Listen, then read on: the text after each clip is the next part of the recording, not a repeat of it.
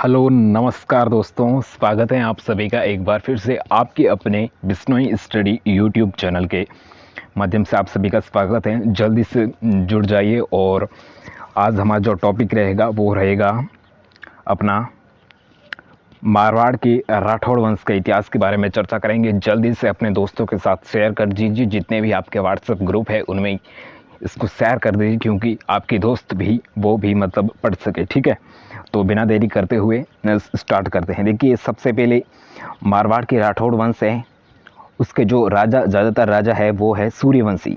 सूर्यवंशी हिंदू में आता है। ठीक है, और अब देखिए राठौड़, ये राठौड़ वंश है, तो राठौड़ की उत्पत्ति कहाँ से हुई?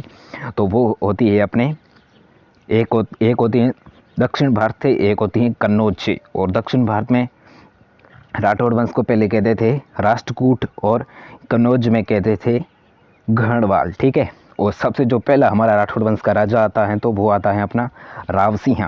देखिए, रावसिंहा के बारे में हम चर्चा करेंगे थोड़ी। हाँ बिल्कुल, रावसिंहा। हाँ, तो देखिए रावसिंहा, ये जो राठौड़ वंश के क्या माना जाते हैं? संस्थापक। वो संस्थापक माने जाते हैं। और पालीवाल ब्राह्मणों की सहायता के लिए इसने 1240 में कन्नौज से मारवाड़ आया था। ठीक है, 1240 में ये कन्नौज से मारवाड़ आ गया। और इसने, उसकी जो राजधानी थी वो थी खेड़, और खेड़ कहाँ है? बाड़मेर में। और इसकी संतरी बात करें तो वो है बिटू, वर्तमान पाली में है। नमस्कार जी, बिल्कुल बिल्कुल स्वागत है आप सभी का। हाँ, तो अगला हमारा जो राजा आता है तो उसका नाम है दुहड़। देखिए, ठीक है, दुहड़, इसके बारे में अगर हम चर्चा करें तो अपनी कुल देवी नागणची माता की मूर्ति के कर्नाटक से लाया था। देखिए, ये क्या, इसने मैं कुछ नहीं किया। देखिए, एक किया था कि ये कुल देवी जिसका नाम है नागणची माता, ठीक है, उसको कर्नाटक से लेकर कहाँ आया? मारवाड़ लेकर आया। ठीक है, और नंबर 30 पे हमारे जो बात करते हैं वो है मल्लीनाथ जी। देखिए, मल्लीनाथ जी के बारे में अगर बात करें तो मल्लीनाथ जी राजधानी थी मेवानगर, बाड़मेर, और इसका जो उपनाम है वो है नागकोड़ा। ठीक है, इसकी राजधानी कहाँ है? मेवानगर, बाड़मेर में है। ठीक है, और मल्लीनाथ जी जो राजस्थान की लोक देवता हैं, लोक देवता आपको पता ही होगा। ठीक है, मल्लीनाथ जी। और मल्लीनाथ जी के कारण बाड़मेर क्षेत्र को मालानी कहा जाता है। बिल्कुल, आपको पता ही होगा कि बाड़मेर में एक है क्षेत्र गुड़ा मालानी। ठीक है, तो उसको पहले मालानी कहा जाता था, मालानी अभी भी कहते हैं शायद। तो वो अपने उनके मतलब किस लोक देवता के कारण पड़ा? मल्लीनाथ जी के कारण। ठीक है, और गणगौर पर गोंदोली का गीत गाया जाता है। ठीक है, गणगौर एक त्योहार होता है, उस पर गिंदोली का क्या गाया जाता है? गीत गाया जाता है। ठीक है। अगला हमारा जो राजा आता है वो आता है चूंडा। ठीक है, चूंडा, देखिए भाई नाम तो बहुत अच्छा है। देखिए चूंडा, इसने क्या किया? देखिए, इसने प्रतिहार इंदा राव, मतलब एक प्रतिहार इंदा शाखा बनाई। ठीक ठाक है, और इसको शासकों ने चूंडा से अपनी राजकुमारी की शादी की, और तथा मंडोर में दहेज में लिया। ठीक है, मंडोर था, उसने दहेज में दे दिया। ठीक है, मंडोर को। और इसने शादी किससे की? अपनी राजकुमारी से शादी की। ठीक है, चूंडा, और पहले ऐसी प्रथा थी। ठीक है, अभी तो आया नहीं है, अभी मतलब विलुप्त है। ठीक है, और इसके बाद राजधानी इसने बनाई मंडोर को बनाया। ठीक है, बस चूंडा के बारे में आपको इतना ही याद रखना है। जो अगला हमारा आता है राजा वो आता है राव जोधा। देखिए, जोधा ने क्या क्या किए? तो जोधा के बारे में अगर आपको कोई भी पूछे, मतलब एग्जाम में आ गए, जैसे कि जोधा ने जोधपुर की जो स्थापना करता है वो आता है अपना राव जोधा। ठीक है, और वो कब करता है? 1459 में जोधपुर की स्थापना की, और यहाँ मेहरानगढ़ किले का निर्माण कराया। और मेहरानगढ़ किला, ठीक है, मेहरानगढ़ किले का निर्माण कराया तो वो किसने कराया? हमारा राव जोधा ने करवाया। ठीक है, और इस किले की नींव करनी माता ने लगाई। और जो मेहरानगढ़ किला है उसकी जो नींव किसने रखी? तो वो है करनी माता ने लगाई नींव। और जोधा के बेटे जिसका नाम है बीका ने कहाँ पर है? बीकानेर। देखिए नाम से भी हो रहा है, देखिए बीका, तो बीकानेर की स्थापना की, वो किसका बेटा था? राव जोधा का बेटा था। ठीक है, और अगला हमारा बात करते हैं मालदेव। ठीक है, मालदेव के बारे में बात करते हैं। मालदेव तो आपने सुना ही होगा। ठीक है, मालदेव राजा। देखिए, मालदेव, इसका जो शासनकाल माना जाता है वो माना जाता है 1531 से 1562 तक। ठीक है, और अपने पिता का नाम क्या था? गंगा की हत्या करके राजा बन गया भाई। ये अपने मतलब पिता की हत्या कर दी और बस, और राजा बन गए। देखिए, ऐसे जो मालदेव हैं, ऐसे राजा बहुत मिलते हैं। ठीक है, और मालदेव जब राजा बना तब उसके मतलब पास 2 परगने जोधपुर थे, और बाद में मालदेव ने 52 युद्धों से 58 परगने जीत लिए। परगने ये कुछ क्षेत्र माने जाते हैं, और उसने बहुत 52 युद्ध किए। कितने किए? 52 युद्ध से 58 परगने जीत लिए। और मेहाबा साहेबा का युद्ध इसने लड़ा, वो कब लड़ा? 1541 में, ठीक है। और जिसमें जैतसी बीकानेर का शासक था और मालदेव था, उसके मध्य हुआ। और उसमें युद्ध में जीत किसकी हुई? अपने मालदेव की जीत हुई। और जैतसी है जो लड़ता हुआ क्या मारा हो, मतलब मर गया, जो पराजित हो गया, ठीक है। और देखिए, अगर इसके बारे में और बात करें तो बीका के बारे में, जो जैतसी का बेटा कल्याणमल शेरशाह सूरी के पास दिल्ली चला गया। जैत सिंह का देखिए उसकी मतलब जैत सिंह उसकी मतलब युद्ध में मौत हो गई, और उसका बेटा था कल्याणमल, वो कहाँ चला गया? दिल्ली के जो शेरशाह सूरी है उसके पास चला गया, ठीक है। और मालदेव ने मेड़ता पर अधिकार कर लिया, और मेड़ता का राजा वीरमदेव शेरशाह सूरी के पास दिल्ली गए। और बाद में जो मेवाड़ पर अधिकार करता है वो कौन करता है? अपना मालदेव, वीरमदेव। और वीरमदेव देखिए मारवाड़ का राजा वीरमदेव था, और शेरशाह सूरी के पास वो भी दिल्ली चले गए, ठीक है। और अगर अब हम बात करते हैं जो हमारे मालदेव हैं और हुमायूं, मालदेव और हुमायूं के बीच में क्या संबंध थे, ठीक है, गहरे संबंध माने जाते हैं। तो अब हम इस वीडियो के माध्यम से देखते हैं कि हुमायूं और मालदेव के बीच में संबंध, ठीक है, संबंध किस प्रकार के थे। थोड़ी मैं पेन को कम कर देता हूँ, ठीक। अब देखिए, शेरशाह सूरी से हराने के बाद जब हुमायूं राजस्थान से होकर जा रहा था, तो उसने जोगी तीर्थ नामक स्थान से मालदेव के पास सहायता के लिए 3 दूत भेजे। दूत का नाम क्या था? एक तो था अतका खां और मीर सम्मद रायमल सोनी, ठीक है। उसने क्या भेजे?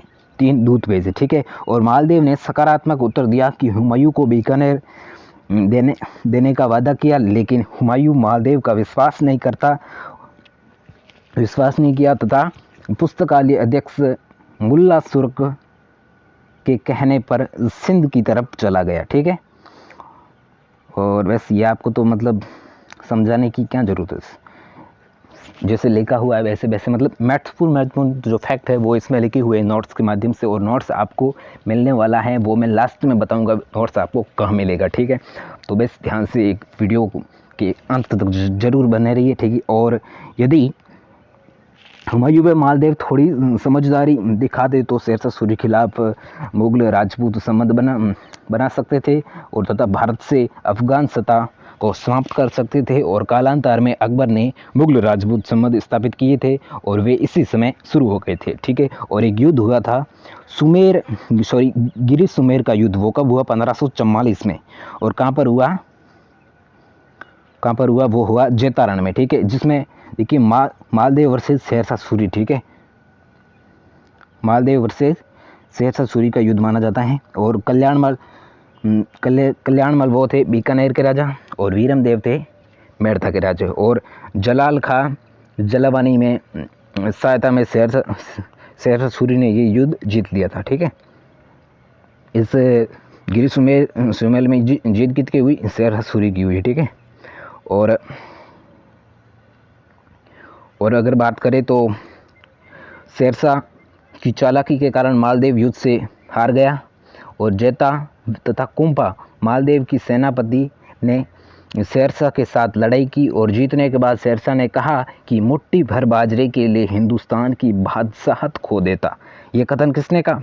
शेरशाह सूरी ने। और कब कहा?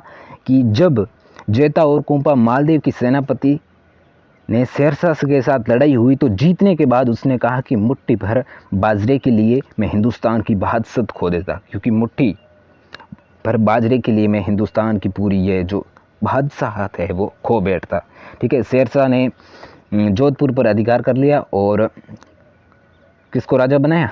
खवास खां को, खवास खां उसके आगे और लिखा खवास खां, और ठीक है वो राजा बना, ठीक है। और अब मालदेव, देखिए मालदेव के बारे में और बात करें तो मालदेव फिर कहाँ हारने के बाद कहाँ चला गया?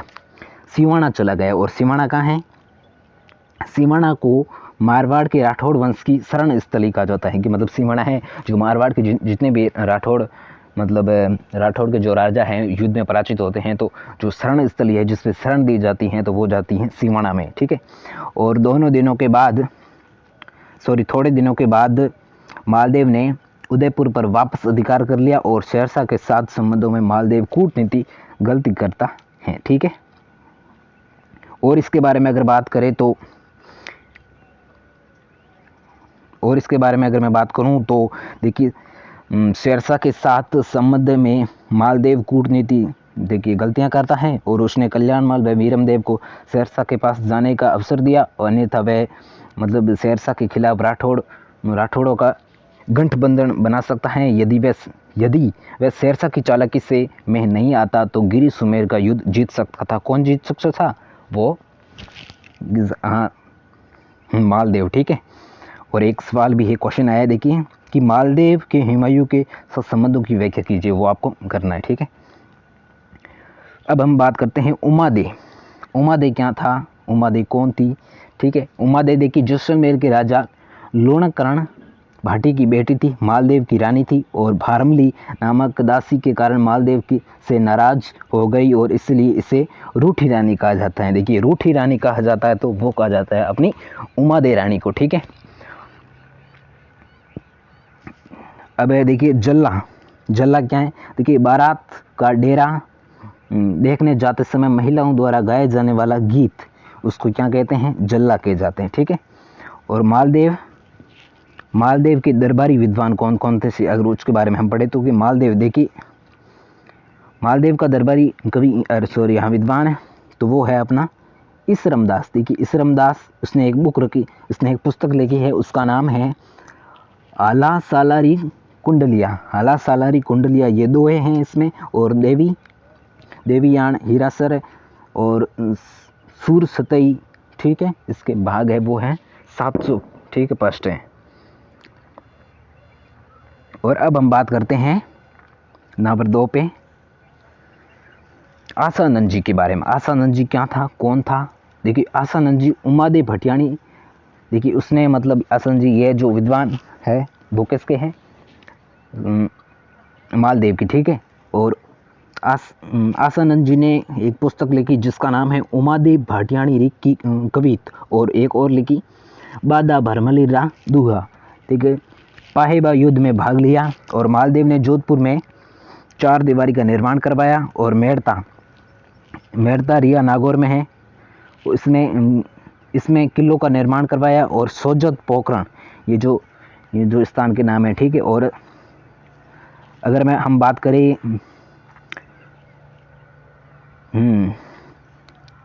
उसकी उपलब्धियाँ क्या थी? देखिए हिंदू बादशाह था एक तो, और एक हसमत वाला राजा कहा जाता है तो वो कहा जाता है अपना मालदेव को, ठीक है।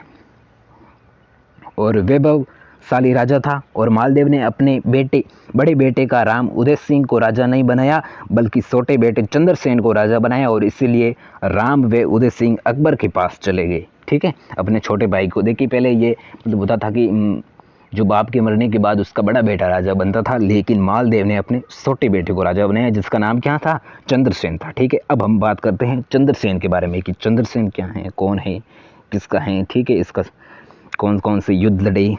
चंद्रसेन, देखिए चंद्रसेन अकबर ने राम की सहायता, देखिए राम इसका भाई था, देखिए अकबर ने राम की सहायता के लिए जोधपुर पर आक्रमण किया तो चंद्रसेन भद्राजून जालोर चला गया, ठीक है। देखिए बाद में उसके भाई वो चले गए अकबर के पास, और अकबर ने उसके साथ जोधपुर पर आक्रमण किया तो भाई वो जो अपना जो चंद्रसेन है वो आ गया जालोर में आ गया, ठीक है, जालोर में। और एक स्थान है भद्राजून में आ गए। और चंद्रसेन ने अकबर के नागौर दरबार में 1570 में भाग लिया, और लेकिन वहाँ अकबर को अपने भाई उदय सिंह के पक्ष में देखकर अकबर से बिना मिले ही चला गया, ठीक है भाई। उसके भाई ने मतलब देखा कि ये तो अकबर के पक्ष में है तो बिना मिले ही वो यहाँ से रवाना हो गया, ठीक है। और अकबर ने भद्राजून पर आक्रमण किया तो चंद्रसेन सिवाना चला गया। देखिए बाद में सोचा कि इसको हराना, तो उसने सिवाना पर जालोर पर आक्रमण किया अकबर ने, तो वो कहाँ चला गया? सिवाना चला। देखिए भद्राजून है, सिवाना ये लगभग, हाँ ये जालोर में, सिवाना पता नहीं कहाँ है, आपको पता है तो कमेंट में ज़रूर बताना, ठीक है। और मेरे सब चलो देखिए चंद्रसेन ने आजीवन संघर्ष किया। देखिए चंद्रसेन एक ऐसा राजा है जो मतलब पूरे जीवन में, अपने जीवन में संघर्ष ही मतलब जिंदगी जीता रहा, ठीक है। और अकबर की अधीनता स्वीकार नहीं की, अकबर की उसने अधीनता स्वीकार नहीं की। तो एक और राजा है जो चंद्रसेन, और एक महाराणा प्रताप भी है जिसने अकबर की मतलब अधीनता स्वीकार नहीं की, ठीक है। और 1581 में सारण की पहाड़ियों में सिंचाई पाली नामक स्थान पर चंद्रसेन की मृत्यु हो गई। चंद्र की मृत्यु कब हुई? 1581 में। और कहाँ हुई? सारण की पहाड़ियाँ नामक पाली जिले में नामक स्थान पर चंद्रसेन की मृत्यु हो गई, ठीक है। और अब हम थोड़े इसके बारे में बात कर लेते हैं, उसकी उपलब्धियाँ, ठीक है। अकबर ने बीकानेर के राय सिंह को 1572 और 74 तक जोधपुर का प्रशासक नियुक्त किया। और इसकी उपलब्धियां के बारे में बात करें तो मारवाड़ का प्रताप का अग्रगामी और मारवाड़ का भूला बिसरा राजा, ये वेरी मोस्ट है, ठीक है। इतना आपको याद रखना है कि जो राव चंद्र सेन की